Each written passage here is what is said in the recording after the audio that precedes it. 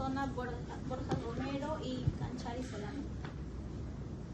Bueno, el resultado de la exposición de hoy o de aprendizaje pues es que al terminar esta sesión como tal, el estudiante podrá reconocer a los fármacos que generen una dependencia de acuerdo a su clasificación, donde se cumple la condición de que estos posean un óptimo perfil farmacocinético, farmacodinámico, de eficacia y de seguridad. Bueno, la reflexión de la experiencia o el caso clínico de esta exposición, pues lo voy a leer de manera rápida, no tenemos mucho tiempo. Mujer de 36 años con diagnóstico de embarazo al término de 40 semanas de gestación, portadora de producto con malformación craneofacial, quien acude referida del servicio de ginecología para cesárea. Los antecedentes ginecológicos: gesta 3, abortus 2, cuya gesta actual tuvo una ecografía de la semana 14 normal. Sin embargo, la ecografía 4 del tercer trimestre reportó una tumoración dependiente de la región nasolabial, de contornos lobulados y componente mixto, tanto en zonas sólidas y áreas quísticas, sin vascularidad al Doppler color, el motivo por el cual es programada para interrumpir el embarazo de forma electiva vía cesárea. En las toximanías tenemos que ella fue consumidora hace ya 11 años, se menciona en la explicación del caso, de heroína, cocaína, hongos alucinógenos, píldoras disociativas, benzodiazepinas y solventes. Drogas que fueron suspendidas hace ya 11 años. Actualmente inhala marihuana diariamente durante la noche. Niega alergias crónico-degenerativas, transfusiones, infectocontagiosos, traumatismos quirúrgicos y exantemáticas febriles. Bueno, en la definición y clasificación, primero vamos a hablar sobre la definición. Según la OMS, se refiere ya la dependencia sí se refiere al ser un consumidor o depender del consumo de drogas causadas por la interacción entre nuestro organismo y el fármaco, el cual es capaz de modificar la conducta de la persona que lo va consumiendo. En el caso de adicción, tolerancia, dependencia y el síndrome de la abstinencia, en el caso de la adicción, pues ya vendría a ser la dependencia física o psicológica al que esta persona frente a la sustancia, ¿no? O el fármaco o la droga, donde ya se refiere al uso frecuente o ya incontrolable hacia esa sustancia. En el caso de la tolerancia, es la pérdida progresiva de los efectos que ese fármaco muestran la persona. En el caso de la dependencia, pues ya es la demanda de que hace el organismo para consumir alguna sustancia. Y en el síndrome de la abstinencia, vendría a ser la supresión brusca de la administración de una droga en la persona. En la clasificación, pues se clasifica en 3 grupos. El primer grupo es estimulantes, el segundo grupo es de depresores y el tercer grupo de alucinógenos. En los estimulantes encontramos la cafeína, la nicotina, la cocaína y las anfetaminas. En el segundo grupo de depresores, el alcohol, los sedantes y los narcóticos. Y en los alucinógenos, el LSD, el éxtasis, el tolueno y la ketamina. Bueno, en la importancia del tema, en una revista del Overworld se muestra en el año 2019, pero bueno, se ha ido incrementando en los siguientes años, ¿no? Que en las muertes por tabaco, alcohol y drogas, pues muestran un número muy elevado a nivel de nuestro país, donde de manera general el consumo de drogas es indirectamente responsable de casi 11.8 millones de muertes cada año, donde la mayoría de casos son en adultos menores de 50 años. En el caso de las bases de la farmacodependencia, tenemos la ruta de recompensa y la hipótesis de la dopamina en la adicción. En el caso de la ruta de recompensa, en la área ventral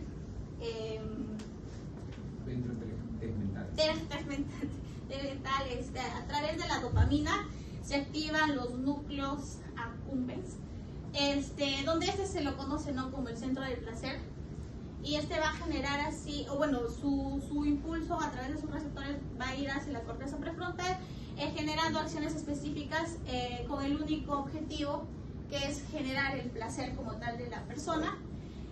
Y bueno, en las amígdalas, ya vendría a ser el centro generador de emociones tanto positivas como negativas. Y bueno, frente a alguna exposición o experiencia de la persona, y bueno, va a generar todo un memoria, por así decirlo, de la persona, va a quedar como que esa sustancia o la acción que está cometiendo le genera placer, por tal se va a volver repetitivo en sus acciones. En el caso de la hipótesis de la dopamina y la adicción, pues da como fin o resultado dos cosas.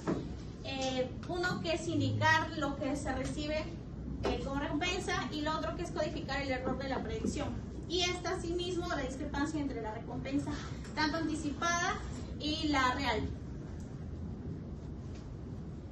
En el caso de la fisiopatología y targets terapéuticos, bueno, es algo similar a lo anterior, solo que el tipo de droga o fármaco que se consumiría en este caso tendrían su propio centro de donde actúan y todo ello. En el caso de los opioides, el alcohol, los barbitúricos y las benzodiazepinas son el área ventral tegmental. En el caso de las anfetaminas, la cocaína, los opioides y los cannabinoides y la penticilina son en los núcleos accumbens. Y bueno, generalmente el área ventral tegmental está encargada de dar el placer, el deseo, de la motivación, donde a través de la dopamina va y activa al núcleo accumbens, y todo ello va a generar toda una serie para poder generar al final un placer o un deseo al consumo de todo ello, ¿no? En el caso del sistema nervioso, pues se divide en dos: el sistema parasimpático y el sistema simpático. Uno hace lo contrario a lo que el otro hace. En el caso del parasimpático se encarga de contraer las pupilas, en el simpático dilatar las pupilas, en el parasimpático estimular la salivación, en el simpático inhibir la salivación, y así sucesivamente con las demás funciones de los órganos.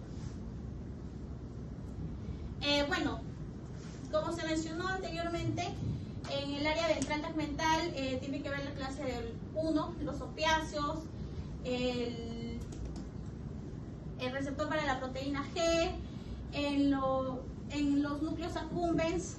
Bueno, tanto en el núcleo accumbens como el área ventral tegmental tenemos la clase 3, que es la cocaína, la anfetamina, la éxtasis y los transportadores también de la proteína G. Bueno, de acuerdo a los targets, por el grupo, los que se unen a receptores acoplados a la proteína G su modo de acción es hiperpolarizar postsináptica y la regulación presináptica, y a través de su target, que vendrían a ser neuronas GABA. En el grupo de las que interactúan con los receptores ionotrópicos son los que van a estimular de manera transitoria a los receptores nicotínicos, para después deprimirlos ya de manera persistente para hiperpolarizar la neurona GABAérgica a través del target de neuronas dopaminérgicas y también de neuronas GABA. En el caso de los que se dirigen a los transportadores de monoaminas, bueno, su modo de acción se encargan de bloquear la recaptación de dopamina o estimular por contra la liberación no vesicular a través del transportador de dopamina. Bueno, en el caso de la tolerancia, tanto en los linfocitos T como B, su forma es central y periférica, y de las células natural killer son solo periféricas. Su mecanismo de acción, pues en los linfocitos T, en las centrales de elección clonal, en la periférica también de elección clonal, solo que también es anérgica, linfocitaria, y también por regulación por los linfocitos regeneradores. En el caso de la B, pues también es de elección clonal, en periférica de elección clonal, y también anérgica linfocitaria. En el caso de las natural killer, su mecanismo es anergia inducida por los receptores inhibidores. Bueno, en los linfocitos T regeneradores, en el CD25, se clasifica en dos: naturales y también los inducidos. En los naturales, los linfocitos CD4, los CD25 y el FOXP3, que es el maestro regenerador. En los inducidos tenemos el CD4 y el CD25. En los naturales, bueno, ellos son los que se encargan de generar en el timo específicos y se encargan solo de agentes propios. En el caso de los inducidos, son generados en la periferia y bueno, estos son para agentes tanto propios como extraños. Y ambos van a controlar la respuesta inmune o autoinmune y van a regular las respuestas fisiológicas contra agentes nuevos, agentes extraños o agentes foráneos.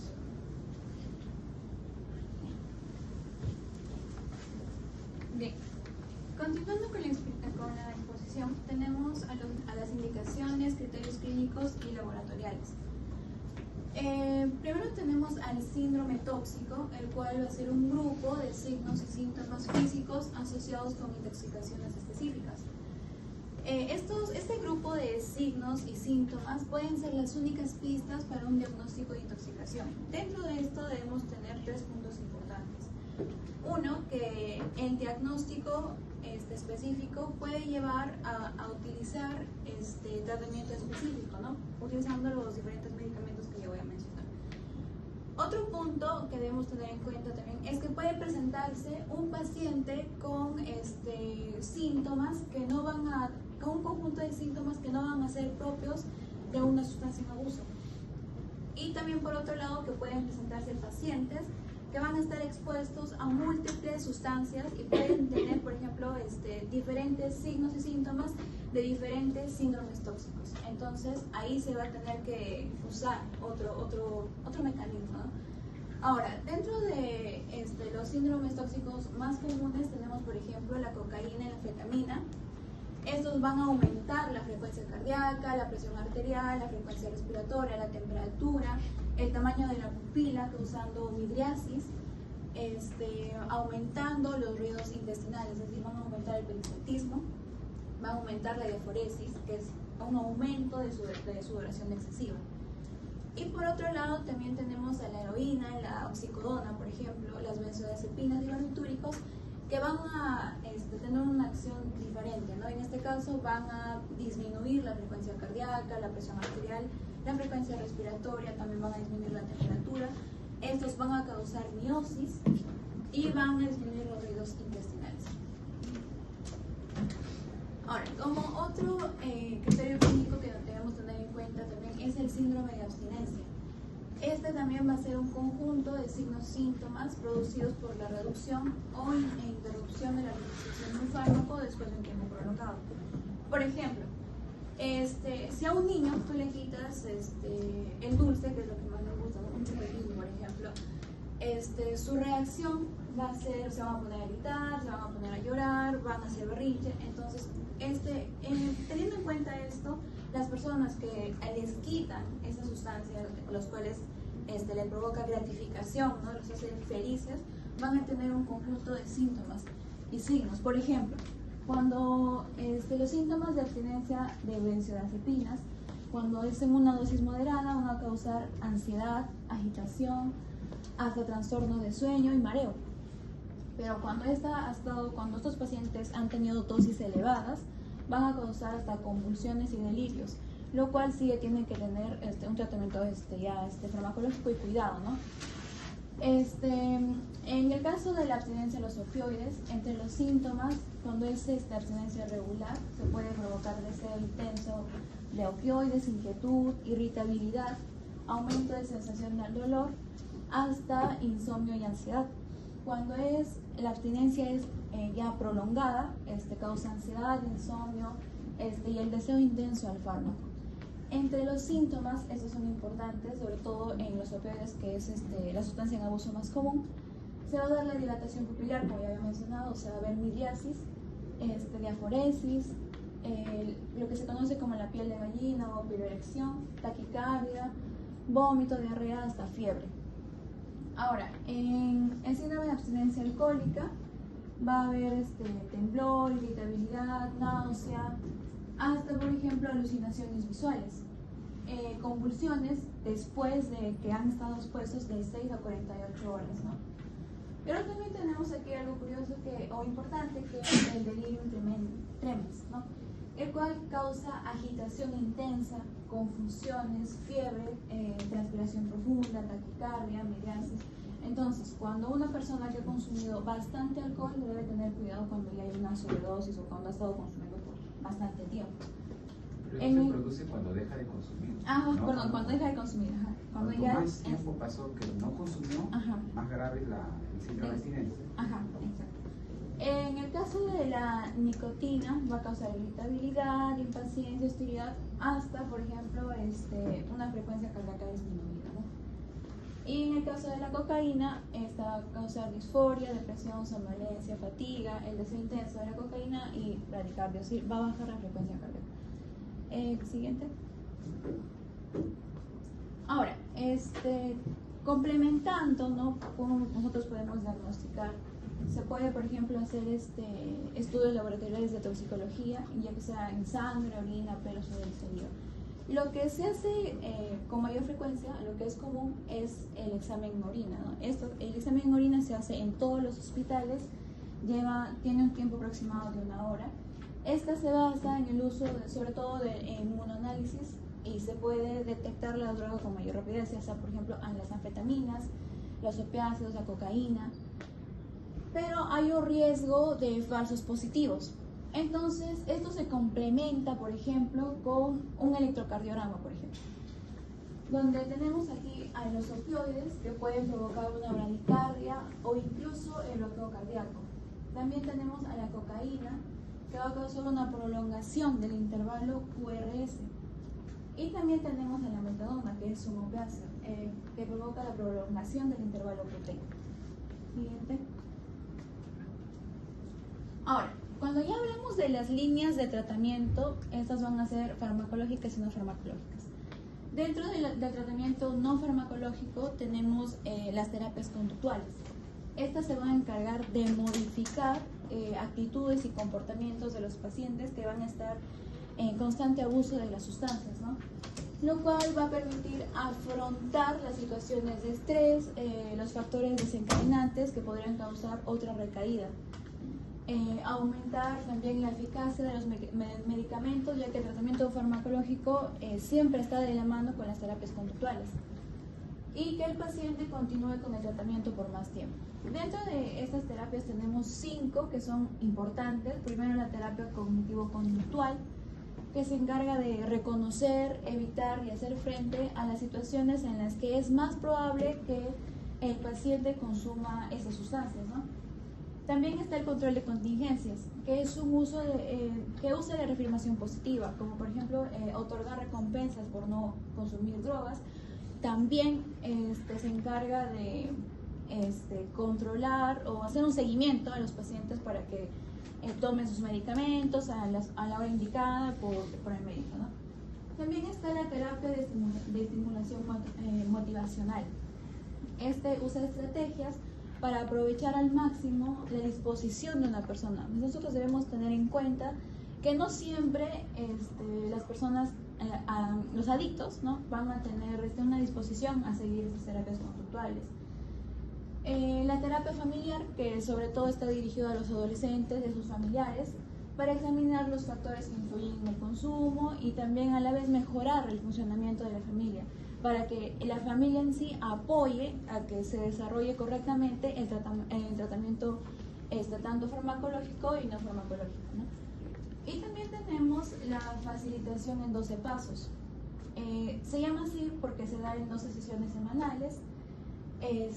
Son 12 pasos de apoyo mutuo, y aquí está el grupo que todos conocemos de los Alcohólicos Anónimos, ¿no?, el cual ofrece apoyo social y complementa el tratamiento médico. También sigue las fases de aceptación, entrega y participación activa en la recuperación de los pacientes. Siguiente. Bien, ahora sí tenemos el tratamiento farmacológico. Aquí primero debemos tener en cuenta 3 puntos. Uno, que los antagonistas aprobados por la FDA, que es la Administración de Alimentos y Medicamentos de los Estados Unidos, solo están disponibles para los opioides y las benzodiazepinas. También debemos saber que Un modo de tratamiento es la sustitución, por ejemplo, de un opioide que te lo voy a explicar, con un fármaco que va a tener la misma acción, pero por un tiempo más prolongado. Y también debemos saber que un objetivo importante del tratamiento farmacológico es aliviar el síndrome de abstinencia que obviamente van a tener estos pacientes. Ahora, dentro de los opioides, principalmente para tratar el síndrome tóxico, ¿no? Nos llega un paciente que ha tenido una sobredosis por consumo de opioides. Primero, la naloxona. ¿Por qué? Porque este es un antagonista opioide, es de acción rápida, va a revertir los efectos de la morfina y la heroína en minutos, lo cual va a salvar vidas. Pero cuando este medicamento, la administración de este medicamento se alarga, va a provocar un síndrome de abstinencia agudo. Ahora, para tratar este síndrome de abstinencia, se utiliza la metadona y la buprenorfina. Pero en pacientes que tienen una mayor tolerancia, se utiliza la metadona. Esta es de acción prolongada, es un agonista de acción lenta en los receptores de opioides MUF y previene los síntomas de abstinencia por 24 horas o más. Una vez que ya está bajo control por los síntomas y signos de la abstinencia, ya está desintoxicado, ya se administra la naltrexona. Este es un antagonista con afinidad alta por los receptores opioides, bloquea de manera competitiva, reduce el consumo, obviamente, y la sobredosis de este grupo de sustancias, y se debe usar solo después, obviamente, de completar una abstinencia de opioides. Por otro lado, tenemos la nicotina. Cuando se produce intoxicación, ¿no? Se da, por ejemplo, las convulsiones. Para tratar las convulsiones se da medicamentos de primera línea, las benzodiazepinas, como el lorazepam y el diazepam. De segunda línea, el barbitúrico, que es el fenobarbital. Para tratar el estado epiléptico convulsivo refractario se administra el midazolam, sobre todo indicado en adultos y niños, el propofol para adolescentes, adultos mayores, y está contraindicado en niños. Y también está el pentobarbital, que es indicado en adultos y en niños. Para tratar el síndrome de abstinencia se puede, por ejemplo, administrar o se puede dar inhalador y aerosol nasal de nicotina, también goma de mascar o pastilla de nicotina, y el parche transdérmico de nicotina. Ahora, si bien el bupropión mejora las tasas de abstinencia, el que está mejor indicado en ese tratamiento es la beniciclina. Este es un agonista parcial del receptor nicotínico del tipo alfa-4 beta-2 de acetilcolina.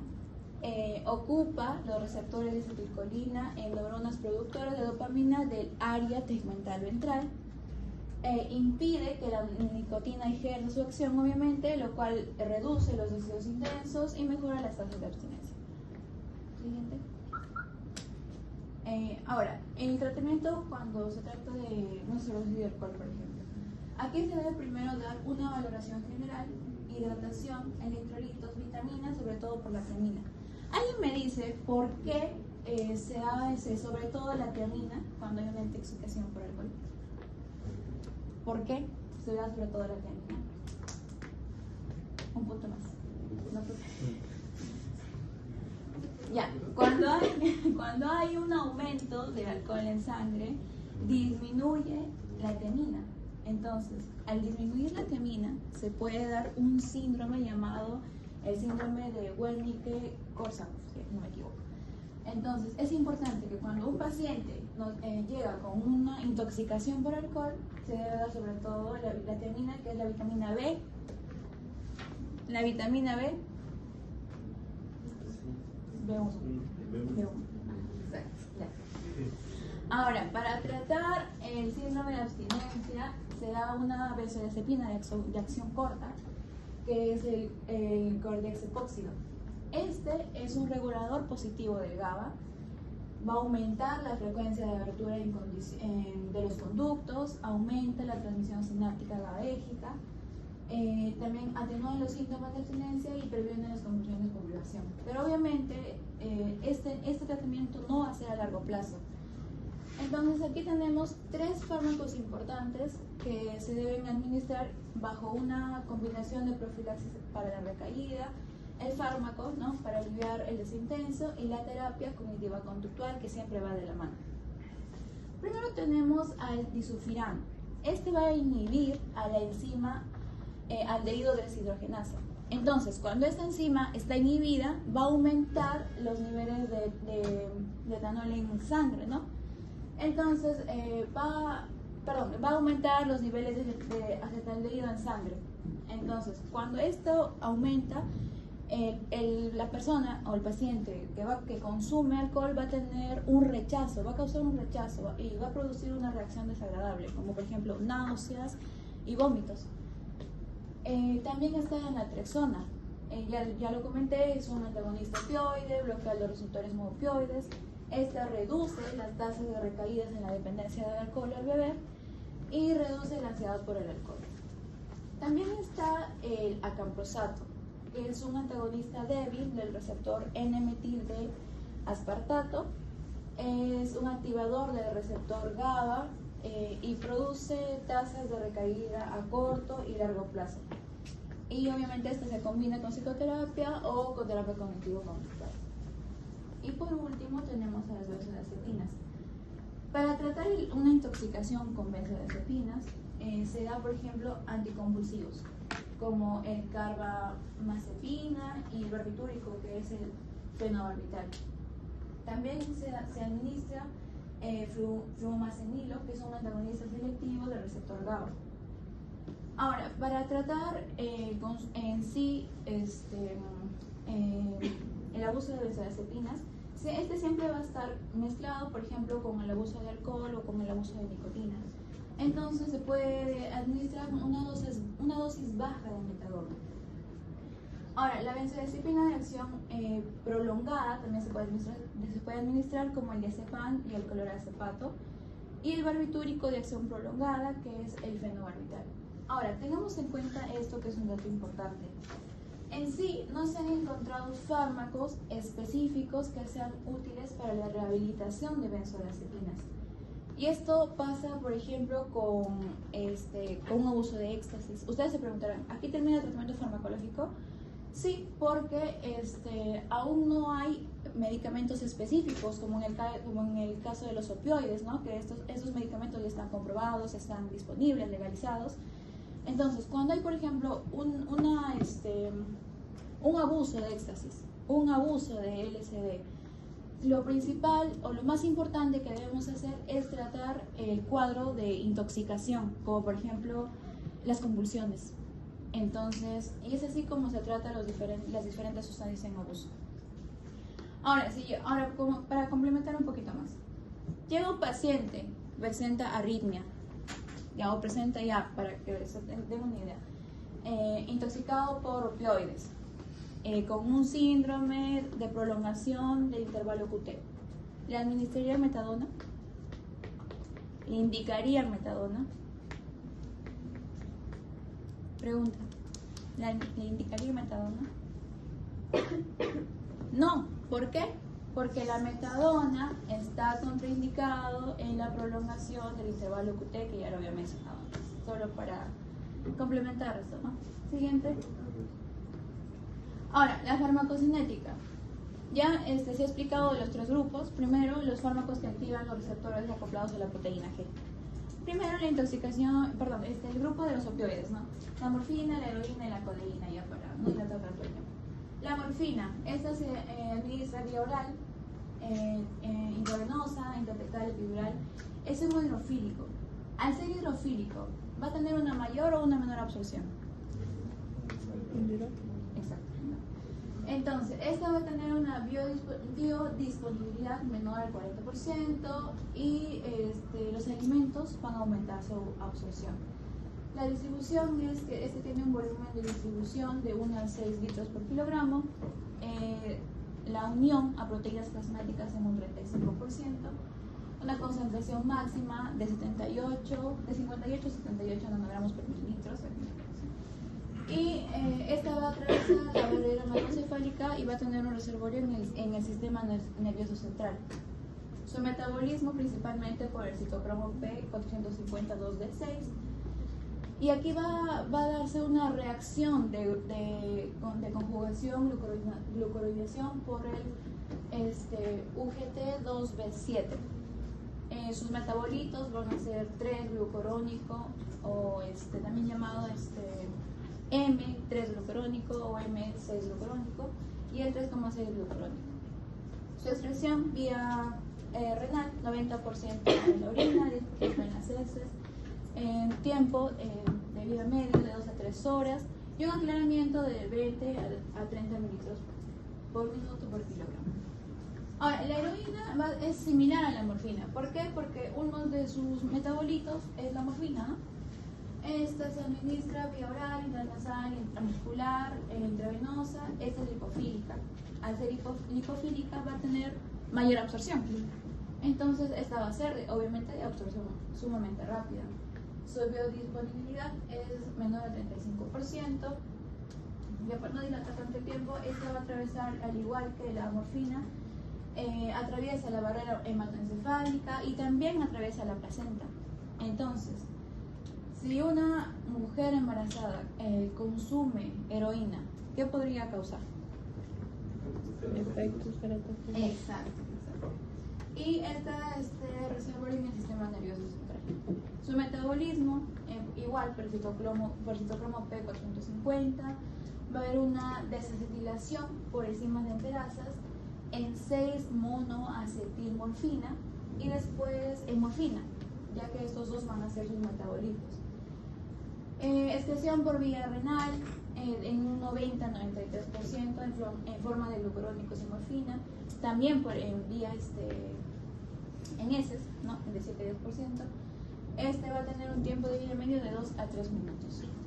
También está la codeína, que también pertenece al grupo de los opioides, ¿ya? Y para no dilatar tanto el tiempo, el cannabis, por ejemplo, que ahora hay estudios de que hay un mayor consumo de cannabis en comparación con otras sustancias. Esta va a ser administrada por vía oral, intranasal.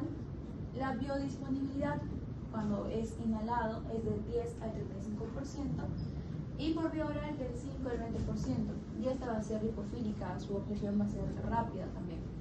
Esta también atraviesa la placenta y se acumula en la leche materna. Entonces, si una mujer está lactando, obviamente no podría causar daños, ¿no? al bebé si le pasa el cannabis.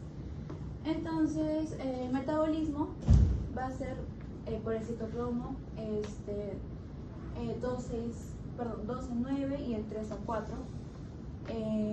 Y sus metabolitos va a ser el THC, ácido carboxílico. Su excreción vía renal también en orina en un 20% y en heces en un 65%. Va a tener un tiempo de vida media mayor en un intervalo de 25 a 36 horas. Siguiente. Ahora tenemos al segundo grupo de fármacos que y tiene efectos a través de los receptores inotrópicos o por los canales de iones o canales iónicos.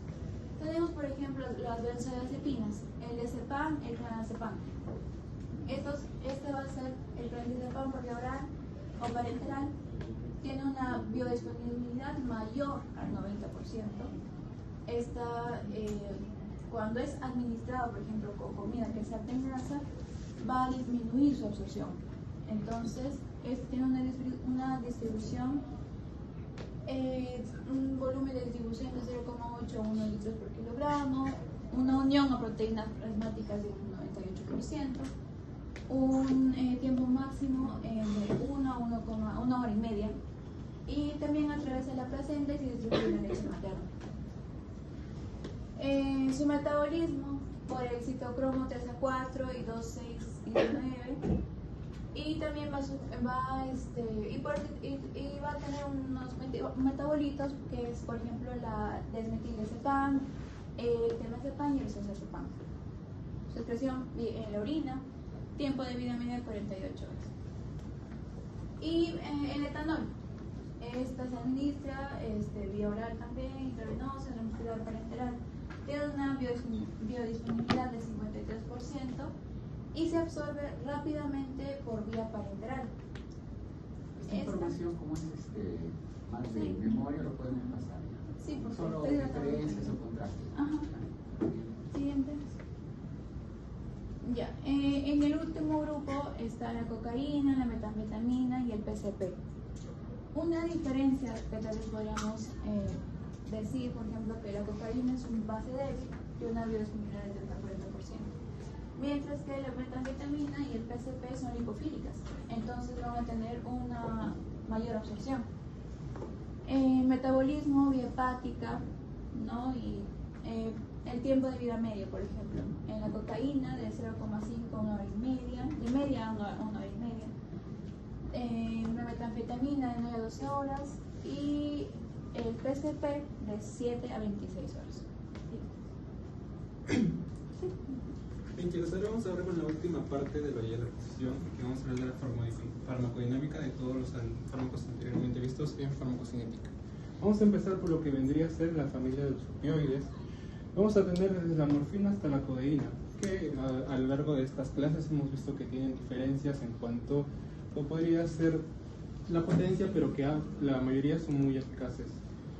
Como primera parte, para explicar lo que vendría a ser los mecanismos de acción de los opioides, vamos a tener que entre todos van a tener un similar mecanismo de acción. Entonces, los opioides van a tener unos receptores específicos.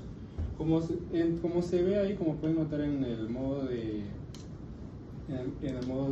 acción, todos son depresores del sistema nervioso central. Entonces, ¿a qué tipo de proteína G estaría acoplado el receptor de un opioide? GI, GS, Los receptores van a estar acoplados a lo que vendría a ser proteínas G. Estos receptores van a ser de tres tipos. Goodman lo pone como MOR, DOR y COR. Pero también lo podemos encontrar por sus letras de latín, el mu, el delta y el kappa. Lo que diferencian a estos receptores es quién se internaliza, quién se recicla. Por ejemplo, mu es lo que el receptor MOR es el que se va a reciclar, se internaliza y luego se recicla. El receptor DOR, por el contrario, no se va a reciclar, sino se va a degradar una vez internalizado, y el COR solo se internaliza. ¿Qué va a pasar acá? Estos receptores van a actuar a nivel de lo que vendría a ser primero neuronal. Para tener en cuenta lo que es de precursor del sistema nervioso, vamos a dibujar acá los neuronas. Recordemos que vamos a tener una neurona presináptica y una neurona postsináptica. Para que haya potencial de acción, ¿qué debe haber en la neurona presináptica? Una despolarización, la entrada de iones como sodio y calcio. El calcio me permite liberar neurotransmisores. Los neurotransmisores ya liberados van a actuar lo que vendría a ser en la neurona postsináptica para poder así generarme un potencial de acción, entrando, por así decirlo, sodio y calcio. Entonces, la entrada de sodio y calcio, ya me está despolarizando esta neurona, ya está creando un potencial de acción. Pero si ya nos vamos a nivel de vía, si recordamos un poco de Morfo 4, esta de la neurona nociceptiva que va a traer la recepción del dolor, porque aquí estamos viendo la vía general del dolor. El dolor va a ser enviado hacia lo que vendría a ser la médula espinal, más que todo en el asta posterior. Una vez llega la médula, cruza a lo que vendría a ser el asta posterior para ascender lo que vendría a ser el cerebro.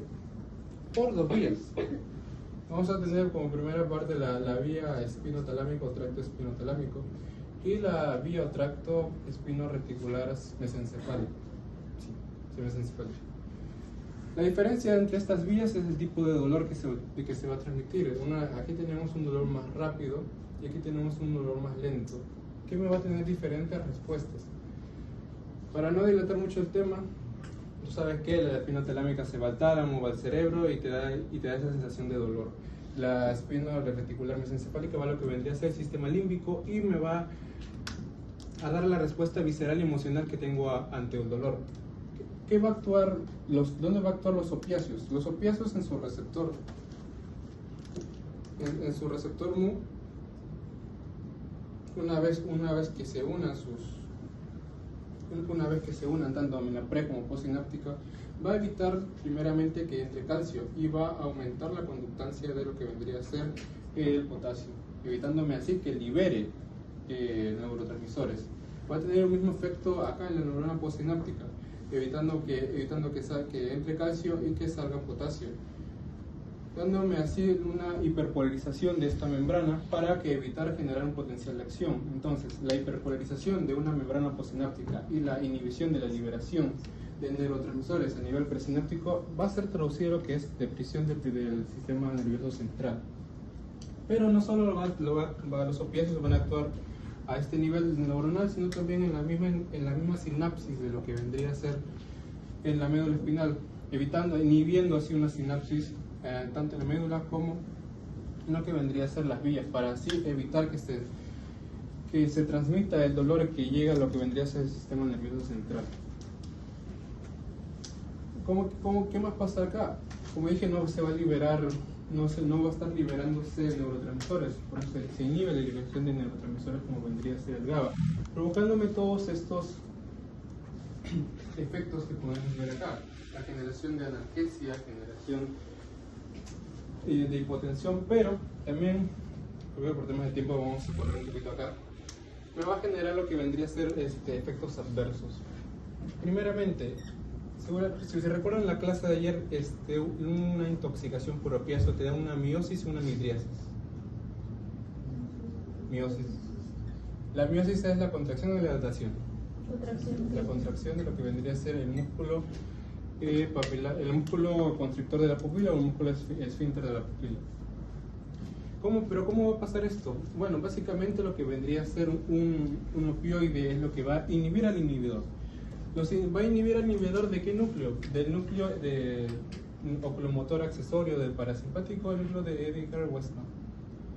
Al inhibir este núcleo va a causar lo que vendría a ser también la miosis. Otro efecto que podría hacer es que uno de los opiáceos van a provocar lo que vendría a ser la desgranulación de mastocitos, liberando lo que vendría a ser la histamina. Entonces tendría un efecto vasodilatador o vasoconstrictor. Si no me equivoco, vasodilatador, porque tiene un efecto hipotensor. Pero así como también en su recorrido va a interactuar con lo que vendría a ser el bulbo raquídeo, y el bulbo raquídeo se encuentra en centros del vómito y centros de la respiración. Entonces, si están estimulando estos centros, vamos a tener lo que se conoce como náuseas y vómitos. Y como está interactuando con el centro de la respiración a nivel del bulbo raquídeo, me está dando el efecto de depresión respiratoria. Ese es el principal efecto. Depresión respiratoria. Entonces, eso básicamente con lo que vendría a ser los opioides.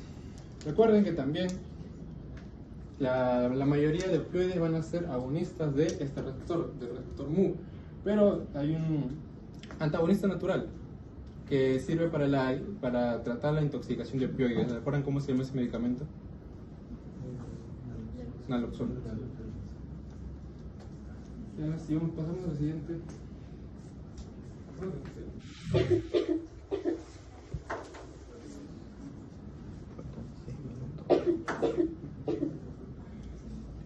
Bueno, básicamente aquí para mencionar lo que vendría a ser la nicotina, vamos a correr un poquito. La nicotina, como su nombre lo podemos inferir, va a actuar sobre lo que vendría a ser los receptores nicotínicos. Más que todo, esos receptores nicotínicos se van a encontrarse a nivel del sistema nervioso en el área tegmental ventral y en núcleo accumbens. Entonces, si recordamos el sistema de recompensa, ¿qué estructuras tenemos en este sistema de recompensa? Núcleo accumbens,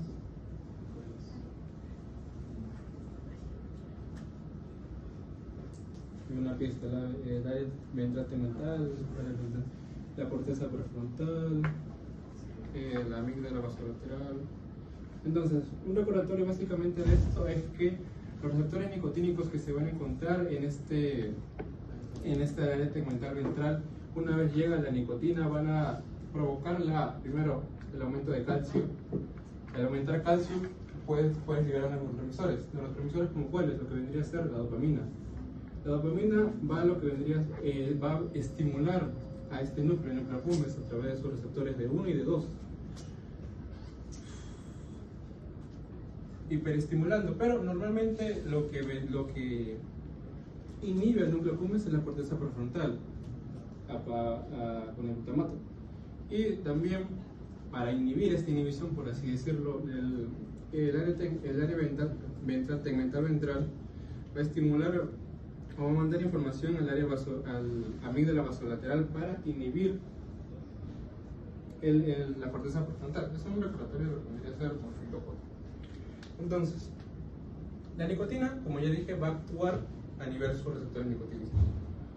Secreta la dopamina y el núcleo accumbens, que a través de sus receptores da esa sensación de placer al aumentar la endotociclasa. Pero lo que hace la dopamina para aumentar ese placer es causa un error, un cambio por estrés, por así decirlo, ya que al aumentar esta concentración, los receptores de D1 y D2, por así decirlo, no van a estar suficientes, no van a ser suficientes para responder a toda esta dopamina. Pero la información que le llega al área tegmental ventral no es que los receptores están ocupados, sino es que no hay efecto. Por eso, como le llega la información que no hay efecto, lo que manda el área tegmental central, el área tegmental ventral, es aumentar los receptores de nicotina, los receptores de 2, perdón, para así aumentar la sensación de placer cuando vemos nicotina. También hablamos del diazepam, por así decirlo. El diazepam, a diferencia de lo que vendría a ser la nicotina o los opioides, es un agonista alostérico de lo que vendría a ser el GABA. No va a impedir la unión del GABA, sino que junto con el GABA va a potenciar el efecto, ya que se va a unir a su receptor y junto con el GABA potencian el efecto de lo que vendría a ser la somnolencia y la vasodilatación. Aquí también tenemos las anfetaminas y los cannabinoides. Los cannabinoides, como que lo vendría a ser la marihuana, que va a actuar sobre sus receptores específicos, sus receptores de CB1 y CB2, que se van a encontrar en lo que vendría a ser las neuronas. Se dice que también CB1 se puede encontrar en los testículos.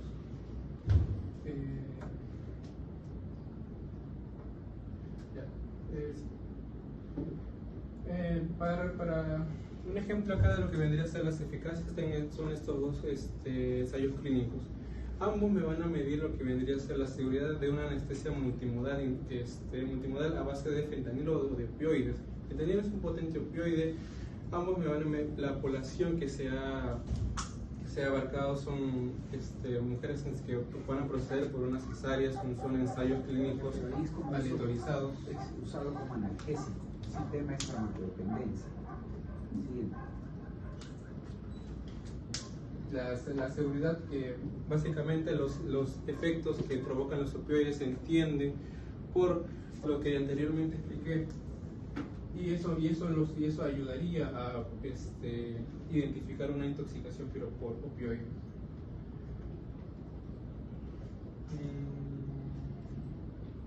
Ya, eso como datos ya también se ha explicado por qué. Finalmente, ya para terminar este pequeño, justamente hablando de opioides, me gustaría que alguien me ayudase. Tenemos un paciente de 35 años, llega al departamento de emergencia con signos de intoxicación aguda por opioides. Este paciente fue encontrado inconsciente en su casa por soleo junto a una evidencia de consumo posible de psicodélicos. Entonces, a nivel neuronal, ¿cuáles son los efectos de la membrana? Se está despolarizando, se está hiperpolarizando. ¿Qué está pasando con la membrana? Se está hiperpolarizando. Ni viendo así, deprimiendo lo que vendría a ser el sistema nervioso central. Clínicamente, a nivel de estimación, ¿qué podemos observar en este paciente? ¿Cuál sería su descripción? Hipotensión, miosis. Y finalmente, algo que ya se ha un fármaco que ya lo conocen, ¿cómo se iniciaría el tratamiento de este paciente?